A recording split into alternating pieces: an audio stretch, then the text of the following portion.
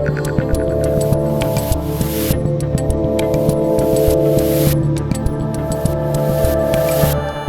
Dave Rubin, and we've got a special Thursday Roundtable Extravaganza for you. It's just like the Friday Roundtable Extravaganzas, except it's on Thursday. And joining me today are the co-hosts of the upcoming brand new Illusion of Consensus podcast, former Rubin Report guests Rav Arora and Dr. Jay Bhattacharya. Rav, Jay, good to see you guys. Thanks for having us, Dave. Yeah, it's great to be here.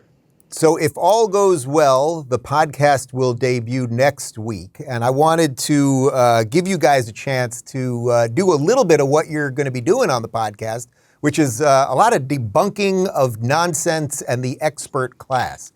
So that's what we're going to be diving into today. I thought real quick before we do it, and I've got one ad, maybe if each of you could just take 30 seconds or so, just kind of give me the genesis of why you guys wanted to do this together. And then we'll go from there. Dr. J, why don't you go first?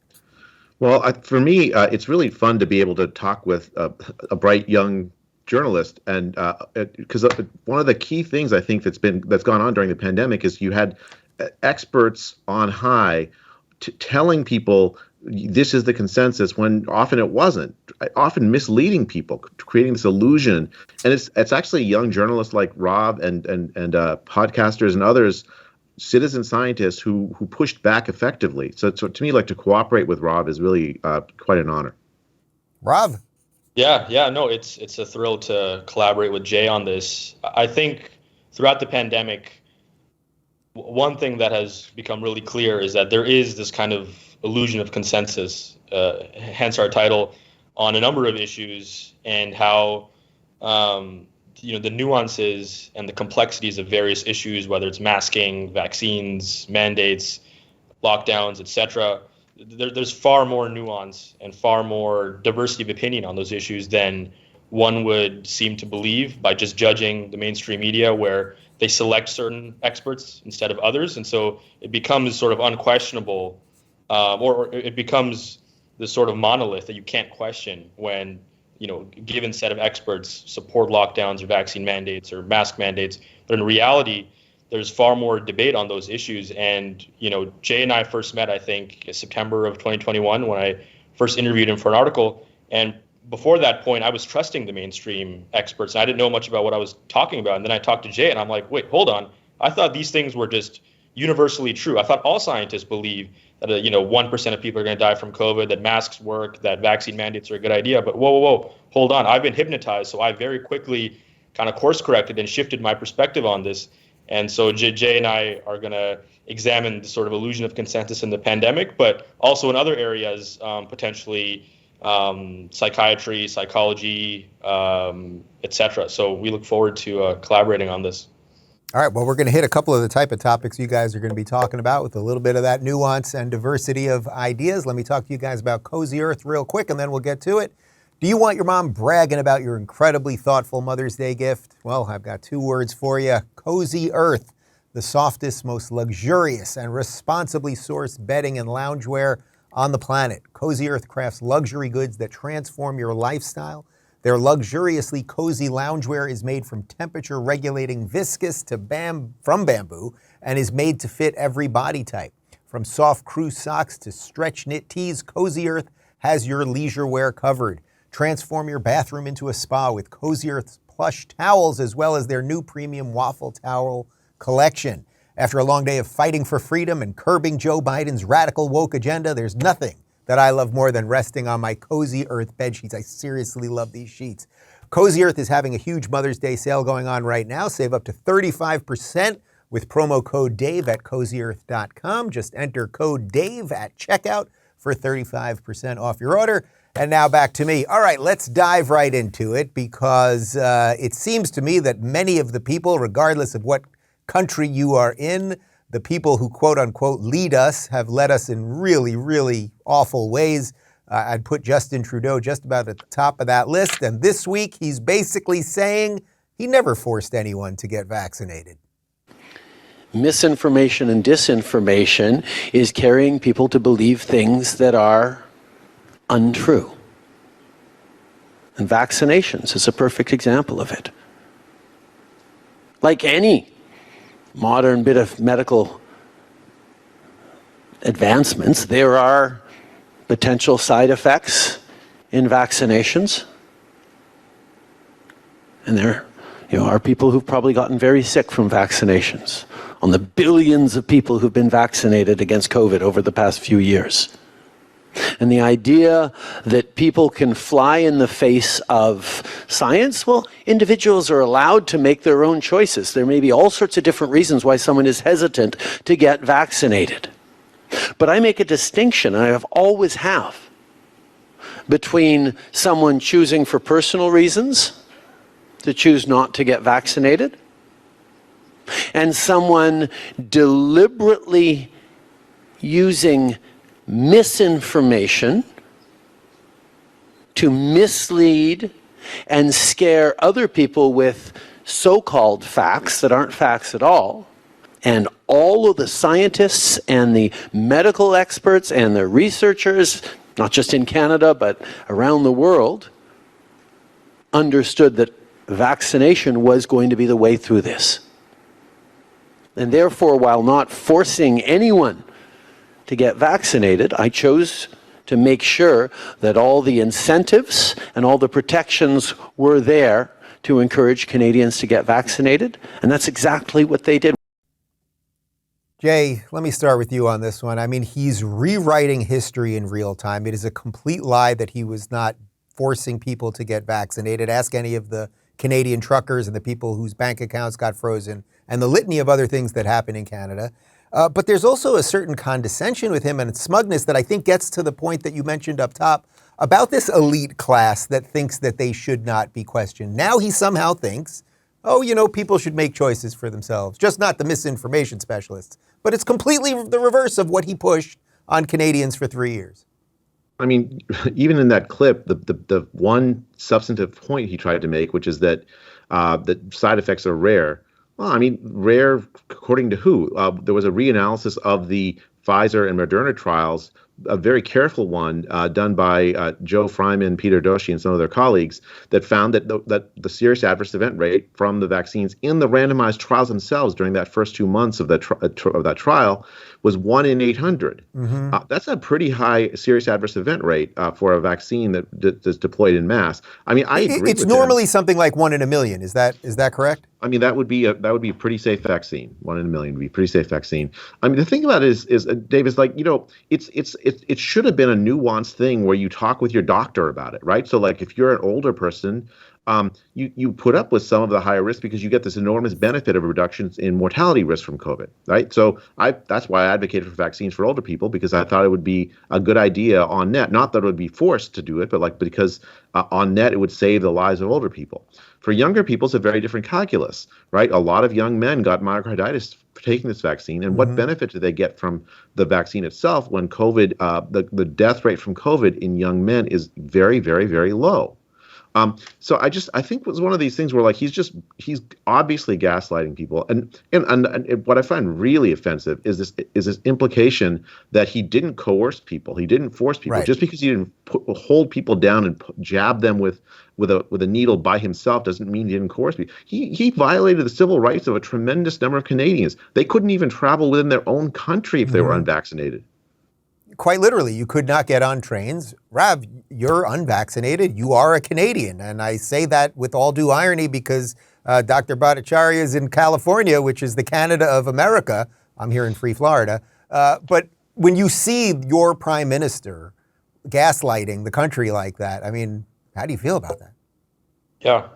Well, it's potentially misleading what he's saying because in that clip, he sounds fairly reasonable. Like if those things were followed, right, we didn't force people. There are lots of vaccine adverse events. Lots of people have gotten sick. And I make this distinction between people who don't want to get it and other people who are, down the conspiratorial anti-vax cult, etc. All of that is reasonable, but his policies were not reasonable, right? Me here in Canada, I mean, I remember, and I think this was around the first time I spoke to Jay in September of 2021, right? Vaccine mandates were brought into effect, and I couldn't exercise at a gym, couldn't go to a wedding, couldn't go to large restaurants, large gatherings, couldn't leave the country.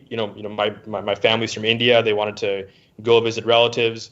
They couldn't go to India. I couldn't go to India. Like, we couldn't do so many different things that we wanted to do simply because we chose not to get this experimental vaccine. And so for Trudeau now to say in this clip that, you know, he took all these reasonable measures and how he allowed people choice, well, again, similar to what Jay said, obviously, you know, the cops weren't at our door shoving needles in our arms, but if you worked in a federally regulated industry, you couldn't go to your job. I mean, I know people who were working online and they couldn't even resume their job because the way the mandates were federally forced down, it was really strict and really draconian. And so people even working virtually couldn't return to their jobs. And so, you know, all of this has been a great awakening, you know, for me, because I really underestimated how much the government can clamp down on a society and enforce these draconian measures. And it's really shocked me how many people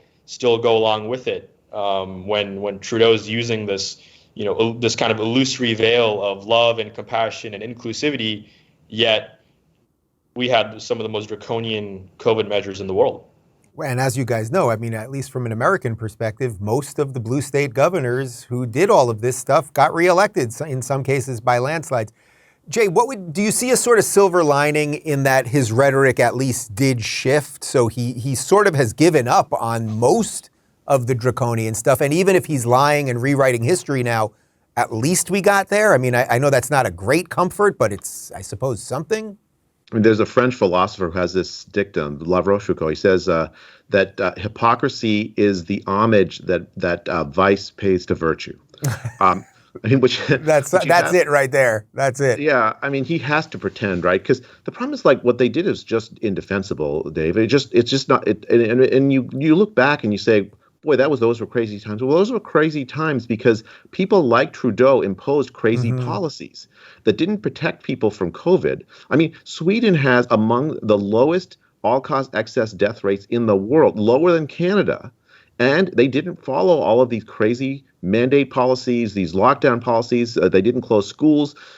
It's a real problem for a political leader like Trudeau who adopted these. I mean, you know, there's a story of a pizza shop owner in Toronto, I think, whose pizza shop got shut down because he allowed an unvaccinated person to come in and eat. I mean, you have policies like that were completely unnecessary to actually protect the populace. When you look at the Swedish example, he has to do something. Like, he has to. I mean, I guess what he chose to do is lie. If I were his advisor, I would tell him just fess up, be honest. Like, say, look, I made tremendous mistakes. I've learned from them, and here's what I want to do going forward. You'd at least have the decency to honor the people you've harmed when you did that. This is just. I don't know who it convinces. You know, Jordan Peterson's line on Trudeau is that he simply cannot utter one single statement that is true, that he's basically so deep in the nonsense that that's where he's at. Rav, finish us up on Justin Trudeau from a Canadian perspective. Yeah. Is this guy, has he lost any cred with the people? Or I know he only got 30-some-odd% of the vote, but he is still in power, whether we like it or not. Yeah. I was going to mention one other thing that some people might miss. You know, in the clip he says, well, yes, you know, there have been vaccine adverse events and some people have gotten very, very sick. I don't think that was the line he used a year ago or 2 years ago. Right? This is kind of a newer admission, and, you know, it's cloaked in this. Well, we gave it to billions of people. Obviously, some people are going to get it. Now, that's true with every medicine and every medical intervention. But as Jay mentioned, this vaccine seems to have the highest adverse event rate we've seen in the history of vaccines in terms of a vaccine that's been broadly used and, you know, pushed by the government and whatnot. And on my own Substack, one of the stories that I wrote in, I think this was late last year, was a 38-year-old law enforcement officer, also of South Asian background like me, and he was forced to get vaccinated in order to maintain his job in law enforcement because of the federal mandates pushed by Trudeau. And after his second Pfizer dose, shortly after a few days, like in the middle of the night, he was, you know, panting, having shortness of breath, had horrible chest pain. He thought he was fine. He was just going to brush it off. And this guy's really fit. He's working out all the time. He's incredibly healthy, calls the ambulance, and they just brush him to the hospital. And the cardiologist said that he was lucky to have been alive because he got vaccine myocarditis, which could have resulted in an immediate heart attack.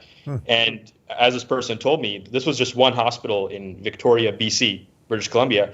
And he said something like he was the third or fourth myocarditis, the vaccine myocarditis patient within the last 30 to 60 days in this one hospital alone. So, for Trudeau to say now that, lots of people have gotten sick from, the vaccine, of course, this is what happens when you indiscriminately push, one medical intervention on everybody and sort of a one size fits all policy without being honest, hey, for young men, there's this risk. For kids, there's a far lower risk of COVID. And so we should prioritize elderly people and let anyone under 40, 50, or 60, whatever you want, let them choose what they want to do and not force this medical intervention that is known to produce serious cardiac outcomes in a minority of young males who get it, right? None of that was considered. It was just as many vaccines as possible and as many arms as possible without any kind of nuance or personal choice. For the record, I would be for not mandating any vaccine for anyone under 100 years old. That's my own personal libertarian utopia. But let's move on to the sort of rewriting of history, because it's not just that it's happening in Canada. It's happening right here in the United States. I want to read a tweet that, Jay, you sent out a couple days ago. Apparently, President Trump is attacking Governor Ron DeSantis as a lockdown governor. It is a ridiculous charge. I spoke with Governor DeSantis in July 21 about his thinking on COVID, lockdowns, open schools, etc. on my otherwise neglected YouTube channel. And I want to show you a little clip of you talking to DeSantis about just that. In the population from reinfection, from being exposed to the disease. So can you talk about antibody in Florida? We hit probably 25% on our testing. Now, those weren't scientifically representative. It's people that want to go in. It now has kind of gone down just because we have less prevalence. The protection is still there, but the antibodies may not be popping in these tests. And so that's one thing to look at. But then there may be other things. Can you just summarize what the state of play is on that? So the news is actually very, very good. It looks like the disease is not as lethal as we thought. It's for young people really much less lethal even than the flu.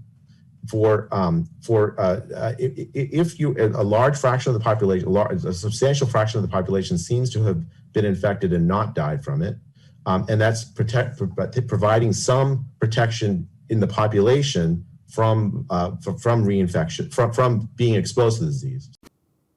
All right, I just want to clean something up real quick. So you had a conversation with him in 21 on your YouTube channel. That is from a year before, so September of 2020. That's why I wanted to run that clip, because even back then, you were really one of the leading voices on everybody calm down. Let's see what's going on here. And Trump seems to be rewriting that in real time. I don't really understand. I guess politics just frustrates me. I'm not sure how people put up with it. What Trump is trying to do, paint the governor as a lockdown governor, is just deeply an unfair charge. I think the state did lock down in March of 2020, mainly because Trump and Pence sent around Debbie Burks all around the country to scaring the living daylights out of almost every single governor. And so the state did lock down. But I think that DeSantis was among the earliest to open up starting in May of 2020. He called me in September of 2020. Before that clip, he just called me up out of the blue. We talked for 2 hours, Dave, and it was remarkable. He'd read a whole bunch of papers. He knew the footnotes of papers. I was floored. And we had that roundtable where he led the discussion, and we right shortly after that roundtable, which included press, it was put up on YouTube. He opened the state. He opened the rest of the state, and I seen him also personally apologize. There's this one clip which I remember of him at some press conference where he's talking about having closed down, sort of isolating older people so that they couldn't even visit with family members. And he told a story about somebody who didn't get to see their parents mom before they died. He broke down crying. an apology for that. He said, "I can't believe that I did this. And I'm sorry." I mean, it's a remarkable politician that would do something like that, just admit that kind of error, and he never did it again. And, right? and by the way, he subsequently has passed into law that type of thing can never happen again. That you would have rights, whether it's your spouse or parent or child, to get into the hospital room. So everyone makes mistakes, and it's about the people that kind of correct it. Rob, on the sort of political side of this, is it just like one of those things like, all right, guys are running for president and it's just going to get nasty?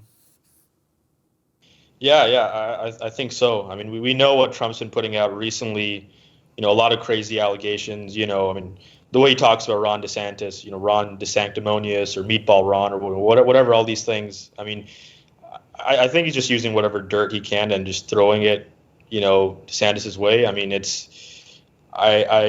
I'm not sure what the prospects are for Trump or DeSantis, but I think DeSantis has a lot of promise in the future, given how he's handled COVID. I mean, him and Dr. Joseph Ladapo, the head Surgeon General of Florida. I mean, I've written a few times how they're leading with the best example that I've seen across the world. I mean, with Dr. Ladapo, I mean, he's always promoting, holistic health, fitness, supplements, these kind of things, and recommending against mRNA vaccination. I believe for men under 40, I think was their recent advisory guideline. So, they've been at the forefront of examining the mRNA vaccine safety and being honest about the risks and benefits. So, my hats are off to Dr. Ladapo and DeSantis for how they've handled this. And by the way, when Dr. Ladapo posted the study on men under 40 with myocarditis, Twitter, the old regime of Twitter, censored it. It went back up a couple days later, and obviously things are different with Elon. I want to show you one response by DeSantis in the last couple of days about some of the stuff that Trump's been saying about his response. Leaders take the bull by the horns and make the decisions for themselves. They don't subcontract out their leadership to health bureaucrats like Dr. Fauci. There are some that want to open up almost now. If we disagree with it, we're not going to let them open. But I didn't like to see spas at this early stage, nor did the doctors. Going ahead and leapfrogging into phases where you should not be, I would advise him as a health official and as a physician not to do that. Jay, I know you don't want to get bogged down too much in the political part of this, but if Trump had been president at the time and you were advising him instead of Fauci, do you think there are moments that you would have really gone in the other direction, or do you think that Fauci listens to his own experts too, and that really gets to the thesis, again, of why you guys are doing this podcast? I mean, we don't have to play hypotheticals. We can actually see what happened, right? So we in July of 2020, we had President Trump, who I think his instincts were, look, this is too excessive. Around July 2020, it was already too excessive. Why are we locking down? He brought in Scott Atlas to advise him. Mm-hmm. Scott and I were in close contact when Scott was in the White House. We were sharing papers. We were discussing, new papers were coming out nearly every day.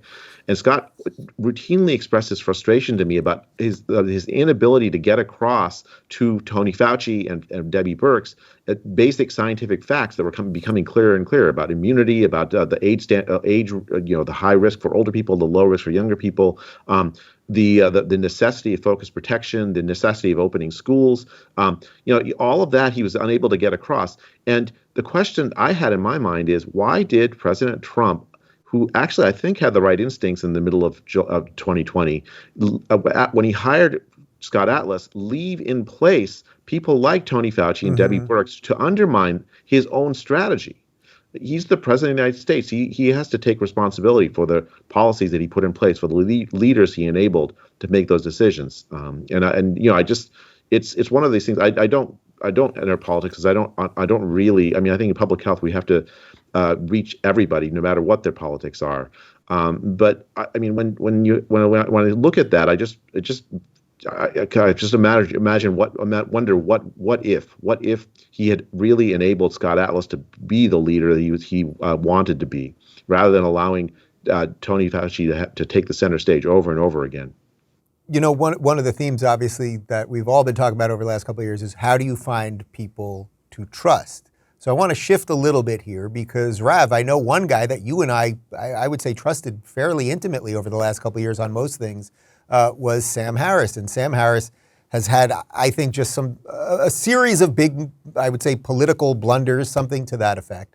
And he was on a podcast recently talking about how we should really only listen to experts. And I thought it was rather enlightening. Take a look. We're swimming in a sea of misinformation where you've got people who are moving the opinions of millions of others who should not have an opinion on these topics. Like there is no scenario in which you should be getting your opinion about vaccine safety or climate change or the war in Ukraine or anything else that we might want to talk about from Candace Owens, right? It's just she's not a relevant expert on any of those topics, and what's more, she doesn't seem to care, right? And she's living in a culture that has amplified that not caring into a business model, and an effective business model, right? So it's and that is something very Trumpian about it. Rav, it's kind of bizarre because I think we're all in agreement here. The experts, whether they're the political experts or the science experts or the culture, whatever experts, have gotten almost everything wrong lately. So there are reasons that people turn to other normal people. Yeah. First of all, I just want to say I still really like Sam, and he has a fantastic meditation app that I use every day. I think he's done incredible work in extracting the greatest kind of spiritual wisdom from the East, in his time when he was in India, and bringing that to the West, bringing traditional, Buddhist and Hindu practices and kind of in a universal message on his Waking Up app. But all of that aside, COVID, he just miserably failed, in my opinion. And I've told him that, and we've privately corresponded at great length about these things, and to some success, but to some failure, although I do have, I honestly do have hope for him, because as more and more information comes out, it's going to be very, very hard to defend his positions that he's taken in the past.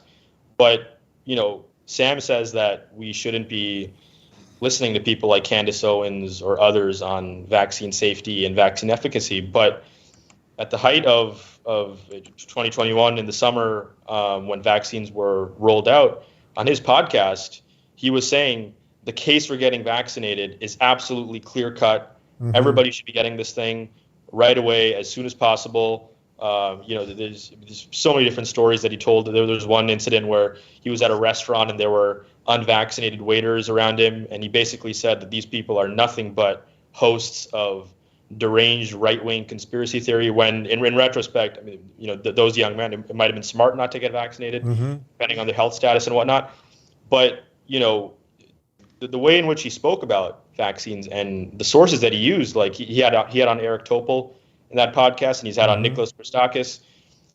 Both those figures, especially Eric Topol, have continually gotten so many things wrong. I mean, people can go look this up on Dr. Vinay Prasad, great guy, on his Substack. We recently just put out an article on Eric Topol and pointed out 10 different basic errors that he's made in interpreting studies on long COVID, on vaccines, on COVID causing strokes and heart attacks, right? Eric Topol has proven to be completely unreliable and erroneous in many of his positions, yet he was kind of the chosen guru by Sam and used as sort of justification for things that Sam pushed. Well, in retrospect, and continuing to this day, Sam refuses to listen to, people like Jay and others who have dissented on this topic and have instead attacked him.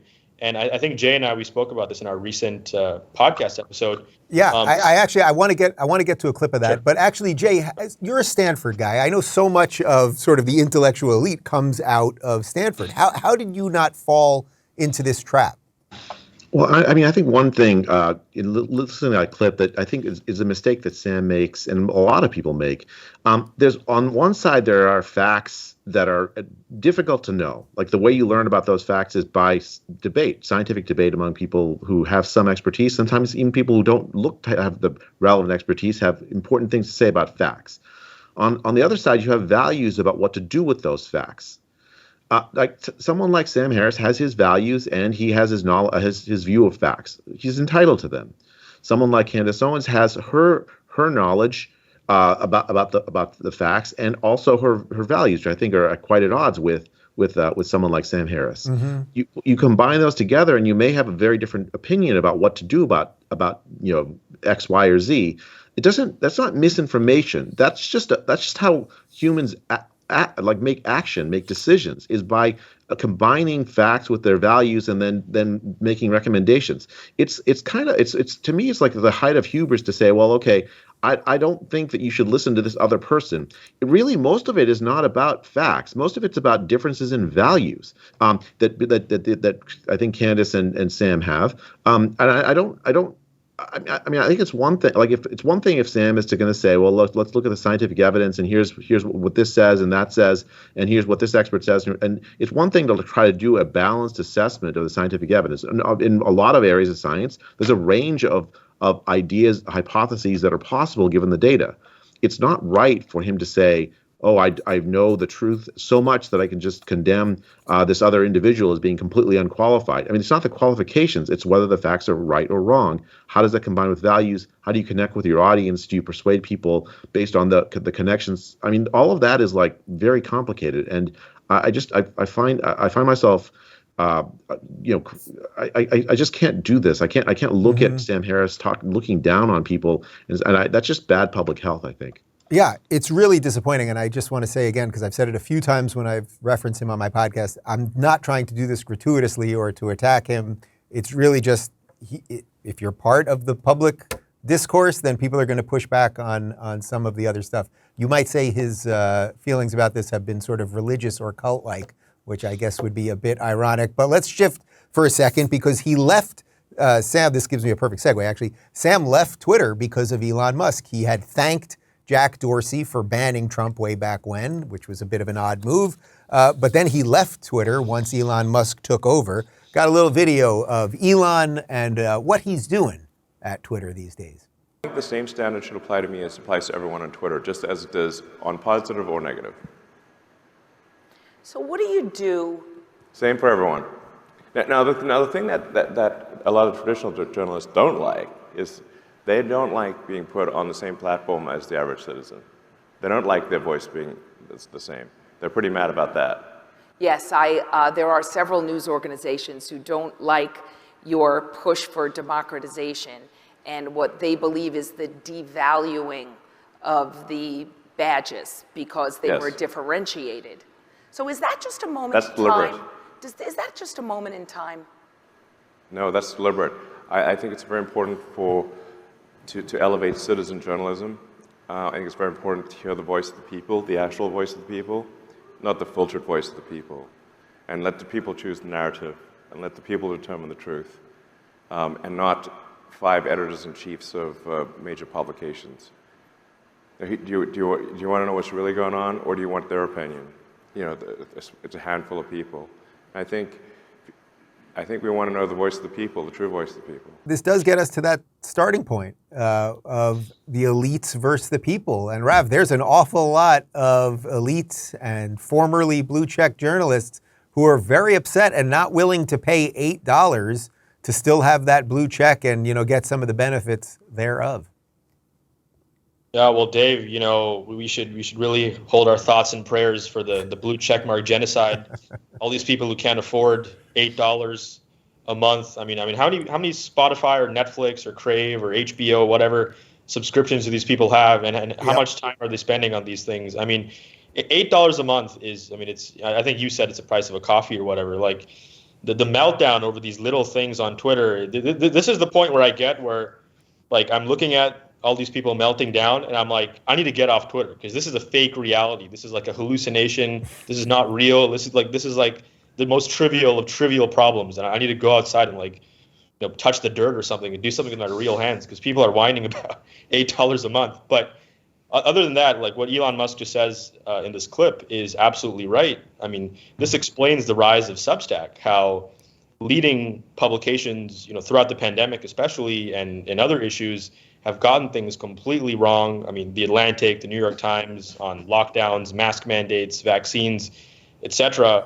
They have gotten these issues so wrong, and they have failed to hold Big Pharma accountable for what they've done, Pfizer and Moderna and the CDC and the FDA in misleading the public. And so that explains why so many people are now subscribing to Substacks where, independent journalists like myself can freely write about vaccines and write about mandates without any fear of an editor, editorializing or changing things. And I'll just quickly say too, like in my experience, even writing for a couple of major like conservative leaning publications, I couldn't write about vaccine mandates even. I mean, I had some editors who, despite being kind of right leaning or libertarian, they were still like, no, we're not going to publish anything negative about vaccines and I'm like, what, this is the data, myocarditis or whatever. And they're like, no, we're not going to do that. And I'm like, really? Like, okay, if that was the New York Times, I would expect that. But some of these other publications have kind of sold out on this issue too. So that pushed this sort of migration to Substack on my part and to launching this podcast as well with Jay. Jay, I assume that Elon's words are music to your ears because obviously you were shadow banned and then suspended and then ultimately banned from Twitter by the old regime, reinstated by Elon. Do you have confidence that this thing's going to work out properly and that he can, keep it in defense of free speech and the rest of it? Well, we'll see. It's difficult. I mean, I think a lot of what you have to understand is a lot of the censorship by social media, a lot of the sort of like narrative enforcement by the press. A lot of that is actually at the behest of the government. I've been involved with this lawsuit, Missouri versus Biden, brought by the Missouri and Louisiana Attorney General's offices. I'm represented by the New Civil Liberties Alliance. And what we found is that there was a vast censorship apparatus set up by the federal government, including like the Surgeon General's office, including including the NIH. There's just including the White House itself, sending messages threatening social media about what to ban and who to ban. It's almost inconceivable that it wasn't also. You have newspapers like the New York Times essentially reinforcing the narrative that Tony Fauci wants. A lot of what we saw, this sort of univocal support for lockdowns and all that, and then censorship and delegitimization of people who opposed, was at the behest of the government. It wasn't just simply social media doing it by itself. What Elon Musk has done in Twitter is actually quite brave. I mean, he's essentially telling the government to go take a flying hike, flying leap. Whereas, you look at Facebook, you still have this censorship regime going on. When I was at Twitter, I sat down with all these engineers and they opened up everything for me. There were certain tabs they couldn't click with personal emails, that sort of thing. But they showed me everything, and it's incredible because Jack Dorsey testified under oath that Twitter didn't shadow ban. The entire system was built on shadow banning and tags and all of those other things. Jay, can you just bring us home on one last thing here, and then we got to run. Last time I saw you was a few months ago at a COVID panel that Governor DeSantis put together. Brett Weinstein was there, a few other people. What's happening with that? And I guess, do you think anything will actually come of it? Well, we're about to meet, I think, in early May. It's one of these things where like science works frustratingly slowly. So we're just working through various issues and related to vaccination, health policy going forward, and it's a robust discussion. So stay tuned. I mean, we'll eventually have some reports and various things. But it's a slow process, Dave. I thought you could do science just like that. There you go. Rav, Jay, great seeing you guys. Thank you so much. And guys, no post-game show today because I'm actually across the world in the other Holy Land, not Florida. I'm in Israel right now, and we'll have more videos for you in the next couple days. Thanks.